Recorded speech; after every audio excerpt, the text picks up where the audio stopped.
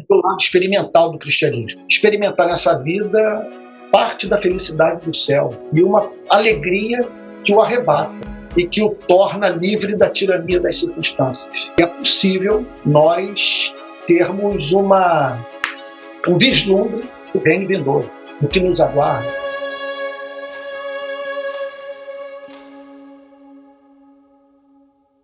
A doutrina é que nos leva para ele. Porque a doutrina nada mais é do que a descrição da realidade. Quando nós dizemos que o cristianismo é verdade, o que nós estamos declarando no fundo, é que o cristianismo explica a realidade. E, portanto, quando conhecemos a doutrina, nós tomamos conhecimento da realidade. E faz parte desse mundo que nos é apresentado pela doutrina o Espírito Santo, o Cristo vivo, ressurreto, o Deus que nesse momento está aqui. Ele é imanente na sua criação. Tudo que nós fazemos é na presença dele.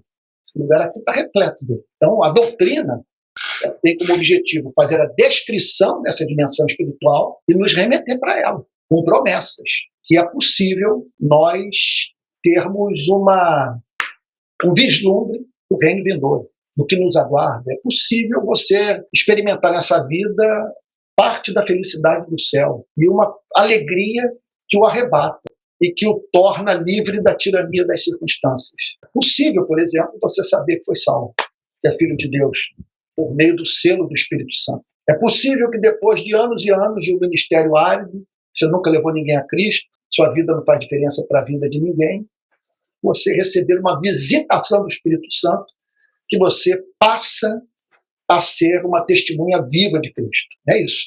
Essa é a dimensão experimental da fé cristã. O que caracteriza a verdadeira experiência com o Espírito Santo é a presença de amor. Você teve a experiência, tem vontade de servir as pessoas. Você percebe presente na sua alma um espírito perdoador, gracioso, paciente. Certamente essa experiência foi de Deus.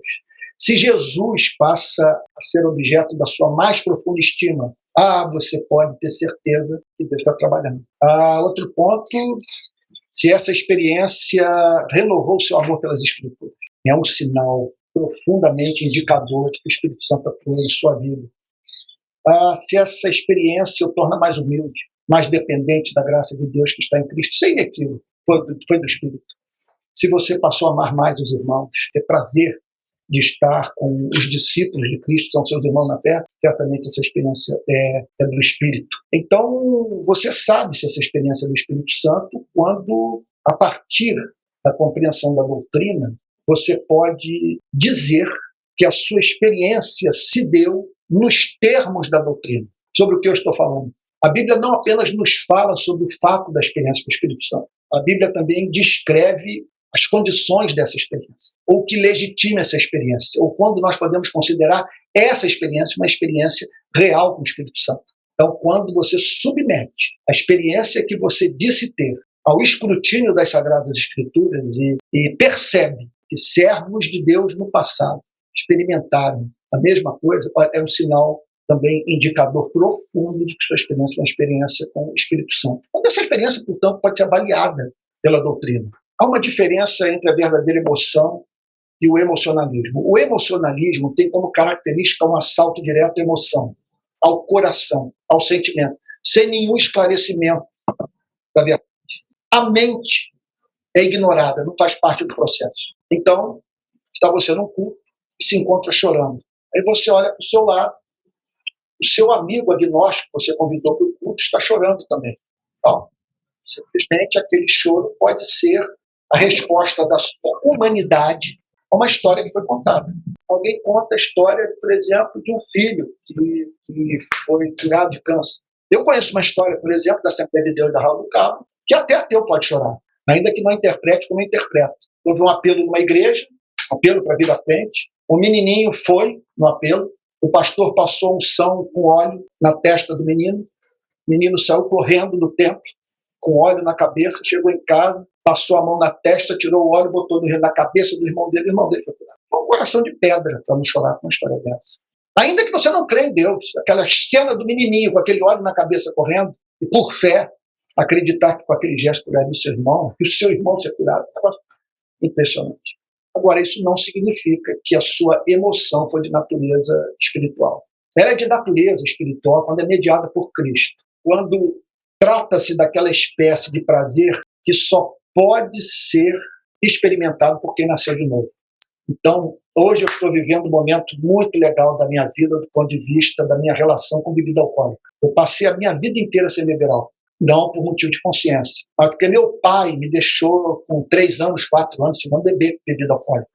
Ele tinha uma adega, e se ele me visse pegando uísque, pegando rum, pegando gin, não estava nem aí. E eu, com 3 anos de idade, fui provar o uísque, tomei horror à bebida alcoólica. Foi a anti-educação que meu pai fez comigo, foi o que mais me ajudou na vida. Sabe? Que vai de encontro a toda a pedagogia infantil, mas foi o que meu pai fez comigo. E eu tomei horror à bebida alcoólica, isso me acompanhou a vida inteira. Até que de uns anos para cá eu comecei a entender de cerveja, dos aromas e do gosto das cervejas artesanais e do vinho. Hoje você me oferece vinho, eu experimento algo que nunca experimentei na minha vida. O vinho, para mim, todos tinham o mesmo sabor. Todos. Então, uma vez eu estava na França, me ofereceram um vinho lá, um amigo meu veio lá de dentro da adega, dizendo, olha, isso aqui é muito especial para mim. É um vinho muito especial, porque o momento que eu estou vivendo com vocês, o momento único, abriu. E eu não falei nada. O vinho não me comunicou coisa alguma. Até que eu comecei a beber vinho, beber vinho, beber vinho. E hoje é difícil descrever o prazer que eu tenho. Eu eduquei o meu paladar pro vinho. Eu consigo distinguir os sabores. O que eu quero dizer é o seguinte, que quem não nasceu de novo não está habilitado a ter aquele prazer que só os regenerados podem ter. Só o regenerado pode ter prazer em Jesus. Na obra sacrificial de Cristo, no selo do Espírito Santo, na adoração de Deus, na beleza da sua santidade. Então, esse é o que há de especial no lado experimental do cristianismo. É você ter esse contato com a beleza de Deus que faz com que sinta alegria indizível e cheia de glória. A experiência é importante na vida cristã pelas seguintes razões. A primeira delas é a questão de coerência. Olha para o espírita indo para a sessão mediúnica. Frequentei muito espiritismo na infância. Minha origem é uma mistura de candomblé, espiritismo e catolicismo. O espírita vai para a reunião esperando uma manifestação espiritual. Ele está certo que ele vai testemunhar ou até mesmo experimentar aquilo. Porque o cristão deve ir para uma igreja sem expectativa de ser visitado pelo Espírito Santo. Se Deus existe, se Deus ama o seu povo. Então é uma questão de coerência. É coerente também você esperar essas manifestações, porque elas são prometidas pela Bíblia, são desejáveis, são factíveis, e são corolário da fé. Olha, eu acredito nessa dimensão da vida, por que não esperar ter contato? Eu tive uma experiência pentecostal ano passado, de doido. Eu entrei naquela máquina lá de ultrassom para fazer um exame, a fim de me certificar se eu tinha desenvolvido um câncer de próstata ou não. Enquanto eu estava ali, devia ser umas 11h30 da noite, sozinho naquela sala, com uma bata ridícula, um sujeito que eu nunca vi na minha vida dominando aquela máquina e tal, e depois para sair lá de dentro. Quando eu entrei na máquina, eu tive uma experiência mística. Eu disse para Deus, Senhor, minha principal meta de vida é te encontrar. Eu estou aqui porque o Senhor decretou. Eu não quero estar em nenhum outro lugar desse planeta no qual eu te encontro. Eu louvo teu nome por estar aqui, por esse local de encontro. Era necessário que o Senhor me humilhasse e me fizesse passar por esse sofrimento. E ali eu conheci algo de mim que eu nem sabia que existia. Que eu amo a vida. As coisas que eu faço são apaixonantes. Eu sou um homem que tem problema com sono, de tanto desespero, para dizer. Eu não acordo de madrugada com ansiedade. Eu conheço isso. Eu acordo assim. Quando eu desperto, das 4 da manhã, eu penso nos livros que eu tenho para ler, os vídeos para gravar, os jornais, o Globo e a Folha de São Paulo que eu leio diariamente. Penso um mundo de coisa para planejar e não consigo ficar na cama. O sono, para mim, é para restaurar minha força física. Essa história de, tu não vejo a hora de passar o final de semana inteiro dormindo. Isso, para mim, é uma loucura. Não tenho nenhum prazer em passar o final de semana inteiro dormindo. Dormir, para mim, é o suficiente para poder acordar com a minha mente descansada e servir a Deus. Então, a experiência, ela é desejável porque a experiência que lhe dá poder lá na ponta para enfrentar o sofrimento que faz parte, que é intrínseco ao cumprimento da missão da igreja no mundo. Que ninguém ouse lutar pela justiça social nesse país sem estar cheio do Espírito Santo. Você não ouse fazer missão transcultural, plantar igreja em país muçulmano, você está cheio do Espírito Santo. A realidade vai te enlouquecer. Você tem que, viver aquela experiência 46.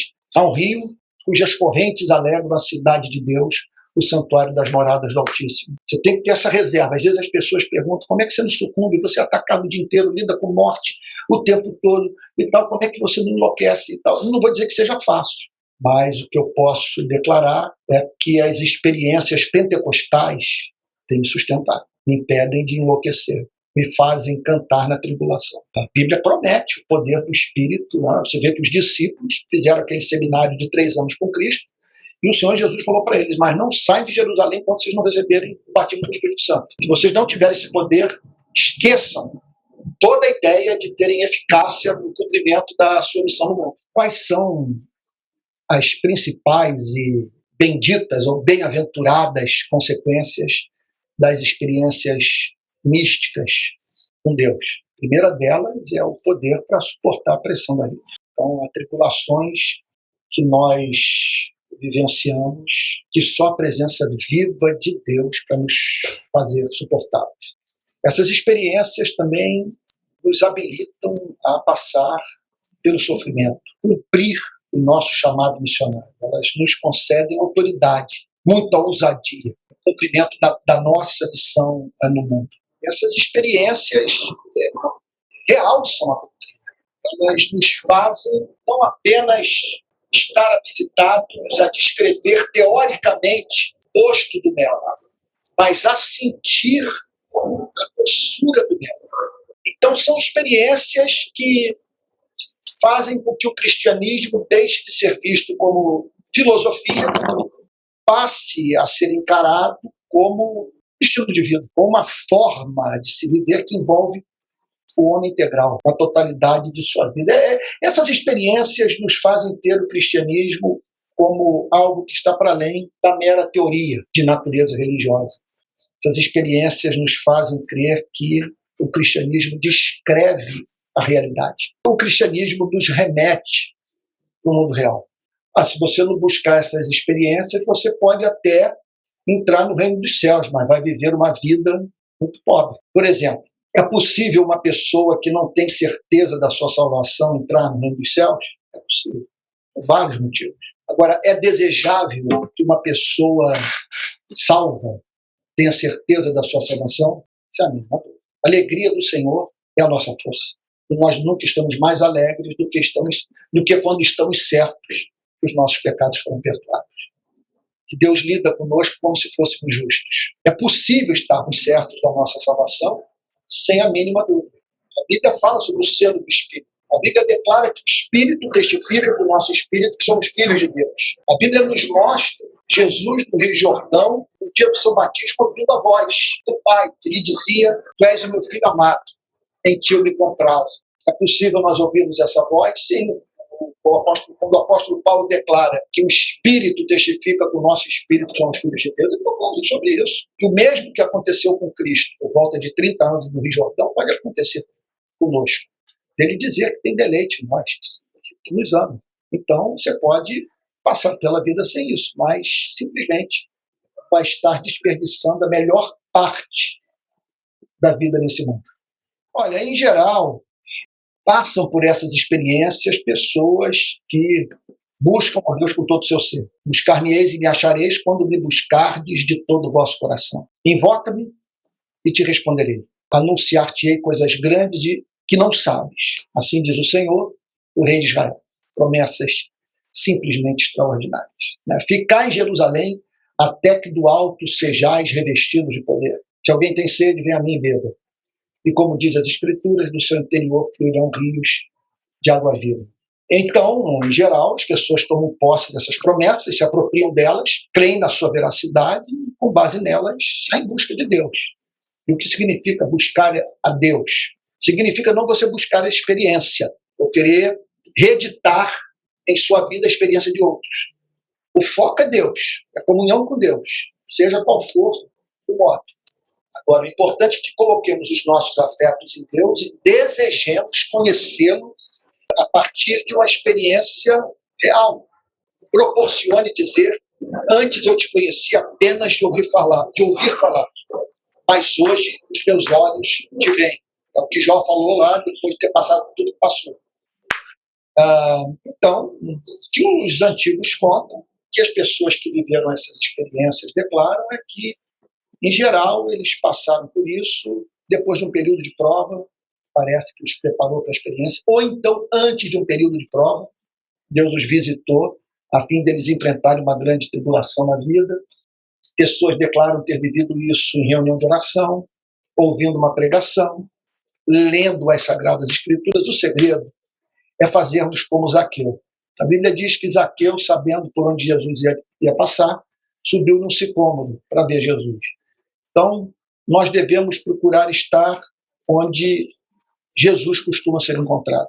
A leitura da Bíblia nesse sentido é fundamental. É claro que essas pessoas vão preparar o coração, vão procurar tirar da sua vida tudo aquilo que possa, assim, impedir o homem e a mulher de experimentar esse prazer.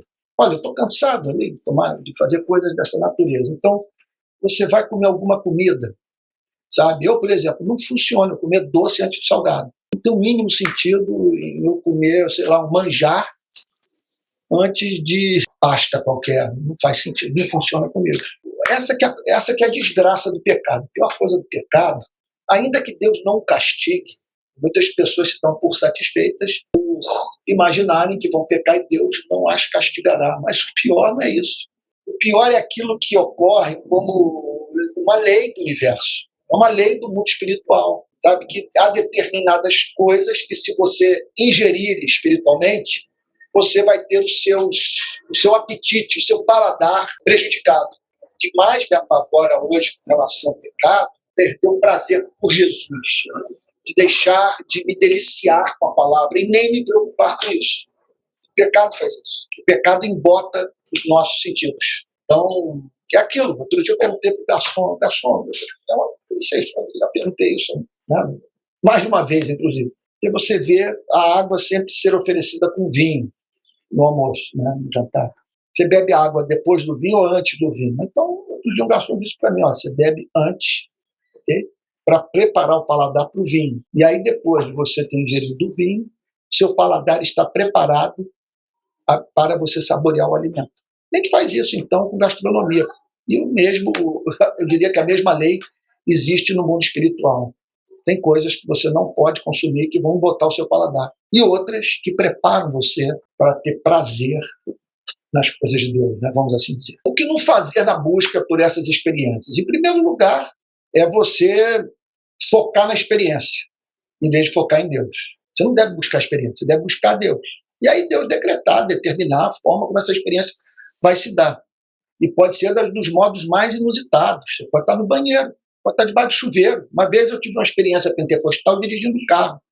Eu fui acometido por tamanha emoção que não pude entrar aqui no condomínio. Pelo receio, porque aqui, para entrar no condomínio onde eu moro, você tem que passar pela cancela. A pessoa que administra lá a cancela tem que ver você ali dentro do carro e tal. Eu falei, como é que eu vou chegar nesse estado no condomínio? Mas uma coisa me pegou dirigindo o carro. A outra coisa também é o seguinte, é você não procurar o emocionalismo, mas a verdadeira emoção. Para que a emoção seja verdadeira, ela tem que envolver a mente. A coisa tem que ser fruto de uma apreensão da verdade. A verdade entra na sua cabeça, se torna viva e desce para o coração e acontece no seu ser integral. Outra coisa também que condenável é você se trancar numa igreja, sei lá, e dizer, não sairei daqui se tu não me batizares com o Espírito Santo. Eu preciso entender que o avivamento é obra da graça soberana de Deus. É Deus quem envia. Essas reuniões de espera não funcionam. Você vai ficar lá ajoelhado, orando, clamando, levantando as mãos, confessando pecado, então não vai acontecer nada.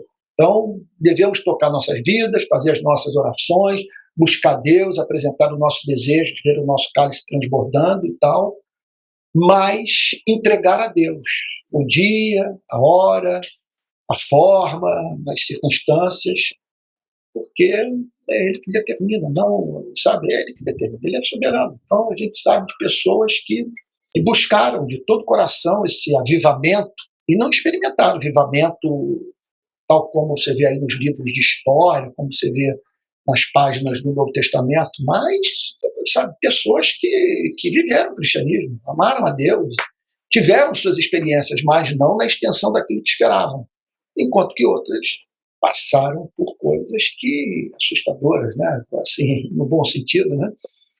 Que passaram por experiências análogas àquelas dos tempos bíblicos.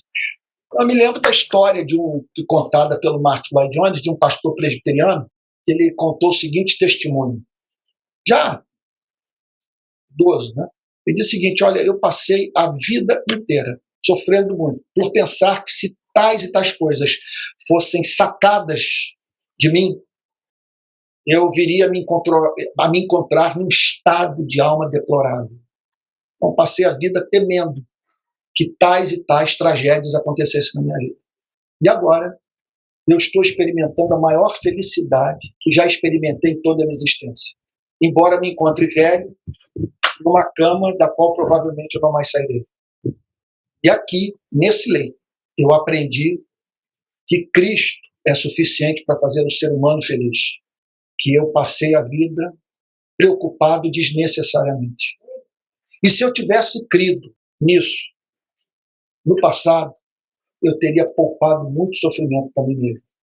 Às vezes ocorre de Deus, no seu amor, se ocultar de nós.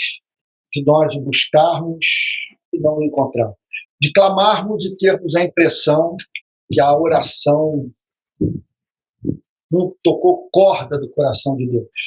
Como explicar isso? Esse aparente não cumprimento da promessa. Essa indiferença sentida por nós e que nos faz sofrer tanto. Uma das explicações reside no fato de que nem sempre nós estamos preparados para o que estamos procurando. Pode acontecer também precisarmos fazer um conserto em alguma área da nossa vida. E ocorre também de Deus nos dar a graça para perseverar na busca, embora não nos conceda aquilo que desejamos. E por isso que você tem uma parábola bíblica, a parábola do juiz, que fala sobre o dever de orar sempre e nunca esmorecer. A história da viúva, que insistiu lá com o juiz para que o juiz atendesse sua causa. Daí o juiz diz assim para a viúva: olha, bem, cara, que eu não temo a Deus e não respeito homem nenhum, mas para que essa mulher pare de me encher a paciência, eu vou atender o seu pedido. Daí Jesus diz assim: observe o que disse esse juiz iníquo. Ele diz o seguinte: queria atender o desejo, não por desencargo de consciência, não por amor, de uma pessoa também que não lhe dizia nada. Com a conclusão de Jesus: se uma viúva conseguiu extrair algo bom de um homem mau, pense no que filhos de Deus que insistem em buscar a Deus podem extrair de um Deus Pai, que tem mais prazer em atender a nossa oração do que nós temos em receber aquilo que temos. Do ponto de vista experimental, eu tenho muita história para contar. 40 anos de cristianismo. E eu sempre desejei muito a Cristo. Mas é uma história que essa aí me marcou muito. No início dos anos 90. Eu estava no Mar da Galileia, literalmente Israel, de frente para a Síria. À minha esquerda, o Monte Hermon, à minha direita, o Mar da Galileia, indo na direção do Rio Jordão. Aí eu comecei a pensar na minha identidade. Quem sou eu? Eu estava lá em Israel, lidando com pessoas de costumes, de hábitos, né, de valores tão diferentes dos meus. E aí eu pensei, bom, eu estaria muito mais próximo delas se tivesse nascido e criado aqui. Mas nasci no Brasil, no Rio de Janeiro. E por isso eu tenho algumas características, né, que são pessoais, porém fruto da relação com a minha cidade, com o meu país, né, e tal. Eu pensei, meu Deus, portanto, meu Deus, isso é assustador. Há muitos fatos na minha vida que são totalmente contingentes. Futebol, por exemplo, é um negócio que me impressiona muito, porque eu sou Botafogo, mas nunca parei para... Não houve um ponto na minha vida que eu parei para analisar Fluminense, Flamengo, Vasco, Botafogo. Falei, não vou escolher o Botafogo porque a história mais linda, gloriosa, o clube mais, sei lá o quê. Não, herdei do meu pai. Se meu pai fosse Flamengo, teria ser a mínima dúvida que seria Flamengo. Não tem a mínima dúvida. Que foi determinante para que eu me tornasse Botafogo. Foi o meu pai que me doutrinou. Isso é contingência. É o meu gosto por futebol. Se eu tivesse nascido nos Estados Unidos, eu talvez tivesse interesse em beisebol, que eu odeio. Eu não consigo assistir uma partida de futebol americano. E o basquete me dá sono. Mas futebol, até pelada na praia, eu fico olhando e tal. E um negócio que eu gosto muito. Aí eu pensei, meu Deus, então o que é eterno na minha vida? Qual é a grande verdade sobre a minha vida? Eu falei, então quem sou eu? Aí eu vi o Espírito Santo falando comigo. Eu vou morrer com essa experiência. A grande verdade sobre sua vida é que eu amo você. Esse é o fator inabalável, inalterável. O seu verdadeiro eu é um eu amado. Nunca mais eu vou me esquecer disso. Eu tive uma experiência mística no Mar da Galileia, profundamente definidora da formação da minha identidade. Minha identidade não está estribada sobre o Botafogo, o Brasil, ou cultura brasileira e tal. A identidade está estribada nesse amor incompreensível que Deus tem por mim. Essa discussão sobre a identidade, as pessoas querem ser livres. Não vou me tornar cristão porque eu quero ser livre. Não quero essa camisa de força para a minha vida. Eu quero ser autêntico. Vamos parar para pensar nos fundamentos dessa autenticidade. Como que o ego é formado? Se você for perceber, é patético. Você simplesmente quer uma liberdade que lhe permita ser aquilo que a cultura determinou que você desejasse. Um script foi apresentado para você e você o cumpriu fielmente. E chegou ao ponto de se identificar com aquele papel e dizer o seguinte: esse aqui sou eu. Tim Keller conta uma história que é muito legal. Usa uma ilustração sobre a formação do nosso ego dentro dessa coisa, né, dos ideais, de liberdade, quero ser livre e tal. E diz o seguinte: pegue um homem na Idade Média com um impulso para a violência e com desejos homossexuais. Na Idade Média. Como que ele lidará com essas duas forças agindo no seu espírito? Certamente, na Idade Média, ele refrearia o impulso homossexual e daria vazão para a violência. Porque a cultura o estimulava tal. Pega agora um rapaz de 25 anos em Manhattan, Londres, Rio de Janeiro, com desejos homossexuais e também um impulso para a violência. Ele faria o contrário. Ele refrearia essa tendência para comportamento agressivo e daria vazão aos seus desejos homossexuais. Fica essa pergunta: quem somos? Por isso que o único fundamento sólido para a construção do nosso ego é Deus, o seu amor por nós revelado no Evangelho de Jesus Cristo. Diria que esse é o ponto de partida para a construção de uma personalidade que busque a liberdade, mas a partir da verdadeira liberdade, a partir de um ego que foi formatado, delineado, forjado por Cristo. Vale a pena. E não pelo que a cultura prescreve. Bom, há uma dimensão experimental no cristianismo. Há promessas de mantermos contato com o sobrenatural. Eu diria que a doutrina nos remete para experimentar algo desse mundo para o qual ela nos move a viver. A doutrina fala sobre o mundo invisível, sobre o mundo sobrenatural. Ela diz que é possível intercâmbio entre essas realidades. Então, dentro da visão de mundo cristã, não é irracional buscarmos essas experiências místicas e que dão colorido, substância, beleza à nossa vida. Sem elas, o cristianismo vira filosofia, letra morta. Mas o que nós encontramos no Evangelho é: se alguém tem sede, vem a mim e beba. E como diz as Escrituras, do seu interior fluirão rios de água viva. Isso é profundamente experimental. O texto diz, né? Ele falou isso com referência ao Espírito Santo que haveremos de receber os que nele crescem.